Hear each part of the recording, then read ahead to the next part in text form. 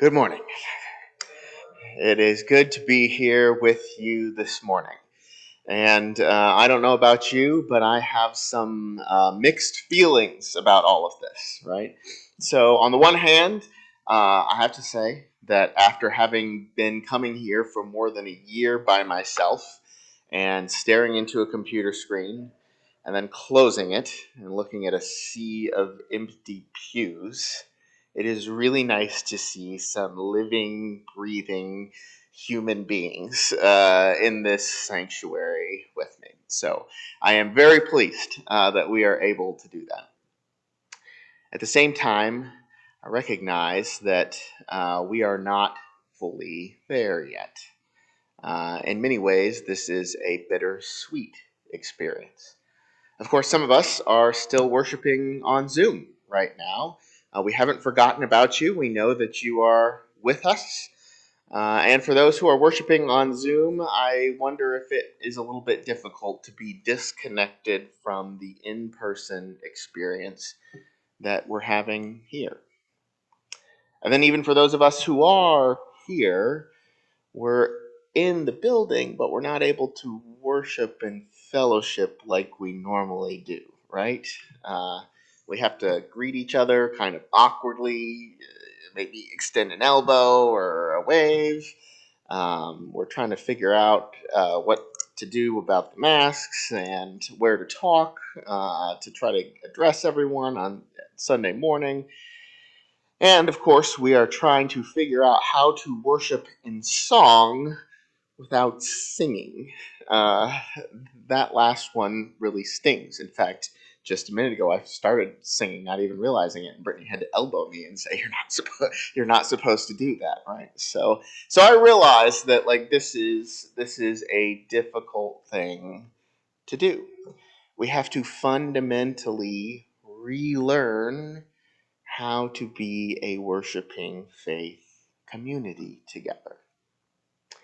But I'm confident that we can do it. We are fortunate in our congregation to have a number of people who are very skilled and knowledgeable in a number of fields. We have medical folks who have been working hard to think about how we can relate to each other safely. We have technology folks who have come up with the ability for us to be able to communicate with those who are worshiping from home and those who are in the sanctuary simultaneously. We have mentors and teachers and people who offer rides and are willing to help us all get there, even if this is a bit weird. I'm confident that we are going to get through this awkward stage together, however long or short it lasts. But to be honest with you, those logistical issues of figuring out how to make it work, how to connect with each other in this kind of a setting, that's the easier part of relearning community. The harder part is that beneath those issues, those questions of science and policy and procedure, there are some very real differences. We have different priorities, different levels of risk tolerance, different values. And these things kind of bubble up to the surface in a situation like this, and they can make it very easy for us to start to feel frustrated with each other. Now, as much as people are all over the spectrum in our church, even more so in our country, about how we should be acting during this time, I think one common, if not universal, experience is that everybody has gotten frustrated with somebody else about the way they've been behaving during this pandemic at some point, right? I mean, that is the one common experience that we all have. For some of us, we have been wondering why we are going to all of these extremes when we know that so many in our congregation are vaccinated, right? Why are we still doing the spacing? Why do we only have less than half capacity here? Why it feels unnecessary and harmful. For others of us, though, we think, no, this is a very real thing, and people's lives are at risk, And we have to not be short-sighted. We have to be willing to go through this harm, this awkwardness longer to ensure that we don't lose any lives or contribute to the loss of life in this. And then still others say, well, that's true, but there's always going to be some level of risk. And, physical health is important, but it's not the only thing that's important. How do you weigh it against spiritual health and emotional connection and social connection and on and on and on. And these kinds of differences make us feel frustrated, and we tend to be critical toward each other, whether it's out loud or just when we're mumbling under our breath. And that kind of judgment can lead to bitterness, and that can be a harmful feature in a church. Now, I have to say, truly, out of all of the churches that I've ever attended, Shalom is the best about not getting caught up in bitterness and rivalry and factionalism. But let's not think that we're above it. It can happen to us too. And so I think during this time, it's especially important that we learn how to be gracious and patient with each other. And one of the texts for me that is the most helpful in explaining how to do this is the one that Sabrina read for us just a few minutes ago, 1 Corinthians chapter 8. Now, at the surface level, this might not seem to be a very helpful text because it deals with an issue that isn't really an issue anymore, right? When the early Christians in the Roman Empire were gathering, some people had been eating food that had been sacrificed to Jupiter or maybe Zeus or Hera or whoever, and others were offended by that. Well, we don't really live in a society where there are a lot of people out there worshiping Zeus and Hera, Poseidon, those types of gods, let alone sacrificing animals and then offering the leftovers on the market. So this might not seem to be something that affects us. But I think if we look a little bit deeper, we'll see that this is actually a discussion about different groups of Christians who had very different moral ideas about how to approach the same issue, with both sides doing their best to act with integrity and yet coming into a clash with one another. So what am I talking about? What's going on here? Well, I'm going to do a little bit of reconstructing, okay, is what we call it. So we don't actually know what was going on really in the Corinthian church, but based on some of the information we can pull from Paul's letters and from archaeology and things we know about the history of Corinth, we can make a pretty educated guess about what things were like back in that time. And so this is what my best guess would be. One would be that we know that the church in Corinth often had meals together. This was an important part of their fellowship, right? So they would get together for these meals, and I imagine that it would be kind of like a potluck. You all remember potlucks, right? Oh man, potlucks. I can't wait till we can do potlucks again. But everybody kind of brings something to this corporate meal. But we also know from Corinthians that this was not an overwhelmingly wealthy community. That the majority of the members were not noble and they were probably poor. And so they brought whatever they could afford. And one day, somebody brings this wonderful piece of meat to the potluck that looks really good and everyone's excited. When somebody asks, wait a second, was that from an animal that was sacrificed to an idol? No, why would that be? Well, meat was extremely expensive in the ancient world. People didn't have access to it in the same way that we have access to it today. Even for people who owned cattle or sheep, that was your source of income. So you're not going to kill them to eat them unless you're in an extreme situation. But there were a couple of times a year in cities like Corinth, which was a big Greek city, when people would have these big festivals to worship a god. So, for example, Poseidon was the was the patron god of the city of Corinth. And it would not be uncommon to have people from all around the region come in and bring an animal to sacrifice to Poseidon during one of these festivals. And after the blood was drained or some of the meat was cooked or whatever, the rest of it was fair to eat. And so it would feed the pagan feast family and their friends, but then they would still have a ton left over, more than they could eat before it went bad. So they would give it to the market and they would sell it at a very low rate. And for many people, this was the one time of year when you could afford meat. Uh, and for some of us, we can imagine that it would be really hard to pass up on this opportunity if this was the only time of year when you could do this. So some of these Christians, someone went to the market and thought, oh, this would be a great thing to bring to the community. They buy this meat, they bring it, and somebody else is just appalled. What are you doing?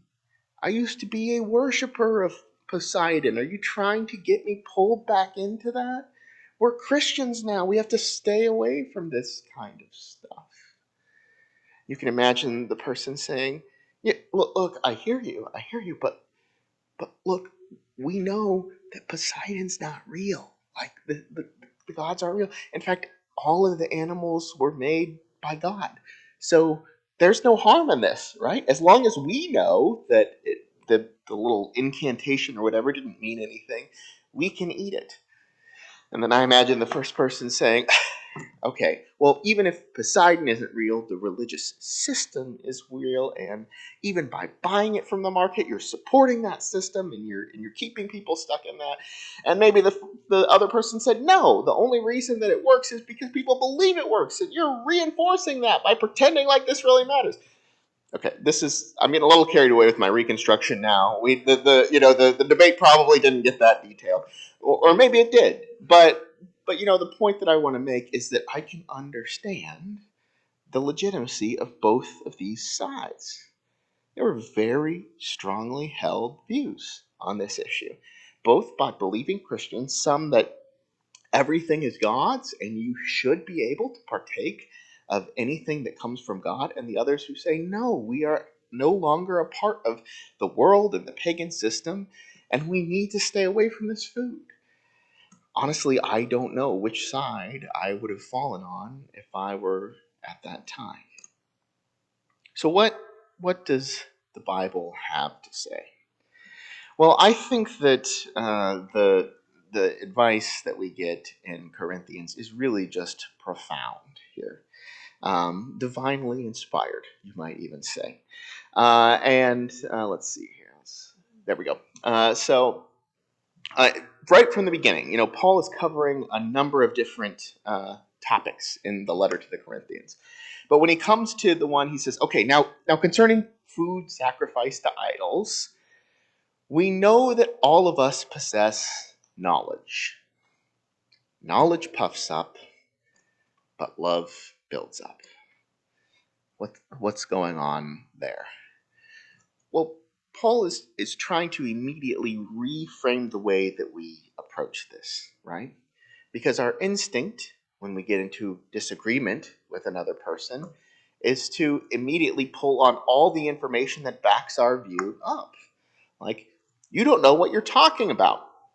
I am the one who is the theologian here. I am the one who knows that these idols don't actually matter, and so it's fine for us to eat them. Or perhaps I'm the one who has more scientific knowledge of this situation, or I'm the one who understands how the market works. I mean, I think this is a very relevant point for us today, because I see people doing this all the time. When we get into these clashes, then our instinct is to say, oh, the people who think differently than us, they're idiots. They don't know what they're talking about, or they're just listening to the wrong sources. And while there is value in knowing the real data, the real information behind it, when it comes to actually being in a debate or conflict, resorting to knowledge immediately is a way of kind of inflating yourself, puffing yourself up to try to be bigger than your opponent, the person you're debating with. It's not the kind of love that listens empathetically and tries to give that person the benefit of the doubt and actually makes it possible to build a relationship even across those differences. So Paul immediately starts by, trying to pivot. Let's not just think about this in terms of who is right. Let's try to think about it in terms of love. But that being said, sorry, there we go. Don't make it about who's right. Okay. That being said, it doesn't mean that we shouldn't have our opinions or that we shouldn't honor our conscience on this. On the contrary, Paul insists, sorry, I skipped over that too. Paul insists that it is important for each of us to be faithful to our conscience, right? And part of that means really being clear with yourself of where you stand on these kinds of issues. So it seems that the people who had actually written to Paul were the people on the side who said, we're allowed to eat meat, right? Like it's okay to eat this, even though it was sacrificed to idols. And Paul spends some time actually affirming them. He says, hence, as to the eating of food offered to idols, you're right. We know that no idol in the world really exists, and that there's no God but one. It goes on to say, so if you feel like it's okay for you to eat this meat, it is. I agree with you. It's not harmful. Well, if it's not harmful for them, then isn't that true for everyone, right? Like, if either something's right or it's wrong, it's not like it changes from person to person. But Paul, in Romans, another place where he's dealing with differences, makes this very interesting comment. He says, well, some judge one day to be better than another.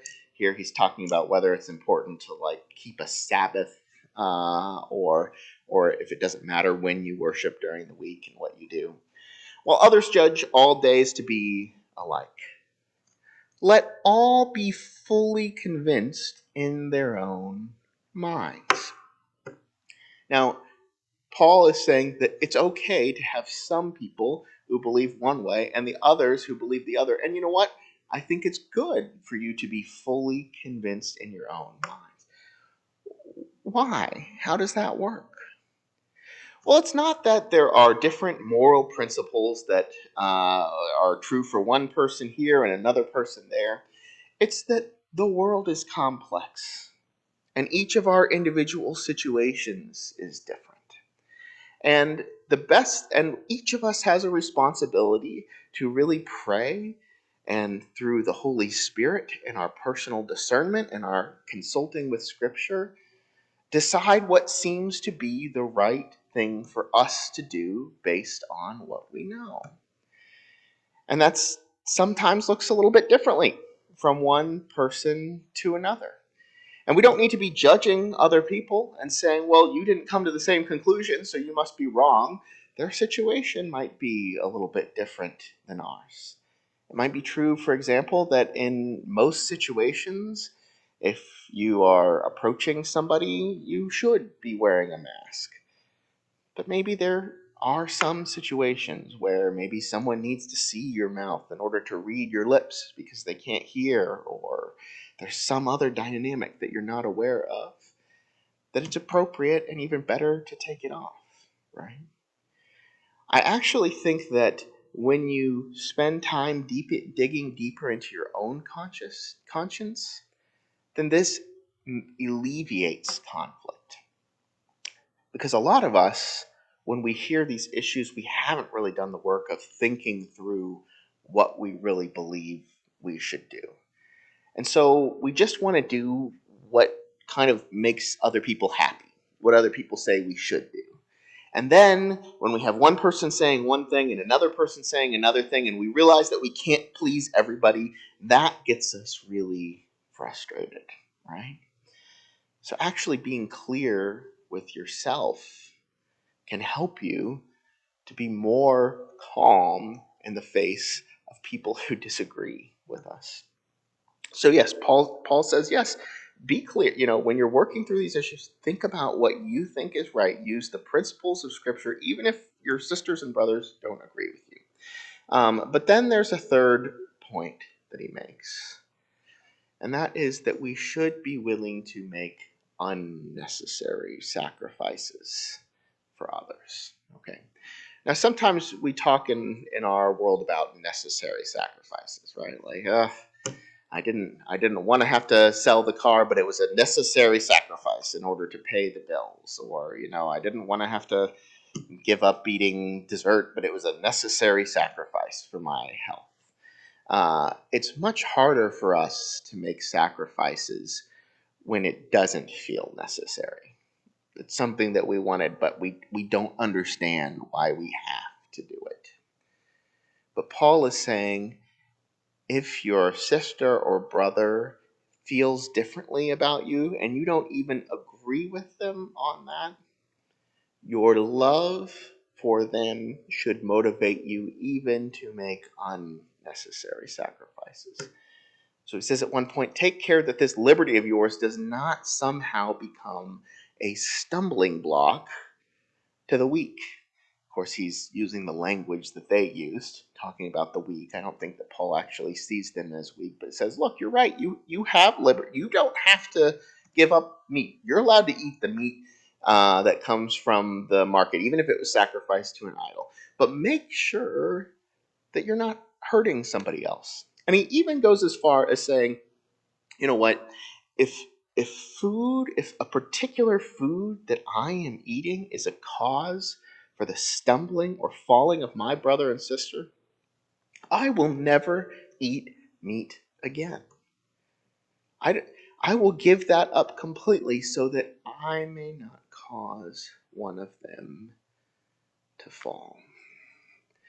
Now, if we do this out of some sense that, we just have to always put others above ourselves and I never get what I want, well, that will again contribute to a spirit of resentfulness and bitterness, and that's an unhealthy kind of sacrifice. But if we are able to say, look, I am able to love my sister or brother enough that I realize that even though I don't think something is necessary, it's helpful for them, and I'm willing to do it this way, that is what Christian community is all about at its core. In the past few years, there has been a lot of romanticizing of community, and understandably so. We're in an individualist society, and people are rediscovering that, God calls us to be a church, a community, to have an identity that's connected to other people. And this is so beautiful and meaningful, and it is. But what it really looks like is often unpleasant and trivial and annoying, right? Real community is when you have two people living together where one person thinks that you shouldn't have to do the dishes immediately and the other person does, right? Like, real community is when you are bumping into each other because you have different views about who should be doing what responsibilities, or how you should take turns on who takes a shower or who drives in a car. Real community is coming to a church when some people feel like we need to be more on the careful side, and some people feel like we need to be more on the expressive side. And learning when it's okay to take a breath and put ourselves aside in order that our sisters and brothers can have what they need. There was a beautiful line in a song that we had earlier this morning where it says, peace or difference is a place where God is found. In seeking peace, we're walking onto holy ground. And the truth is that the work of peacemaking, it actually happens precisely at these places. It starts in our own hearts with our own frustrations and judgments and defensiveness toward others. When we say, you know what, I am going to learn to see my sister and brother not in that negative light, but as a child of God, And maybe God will even change me through that experience.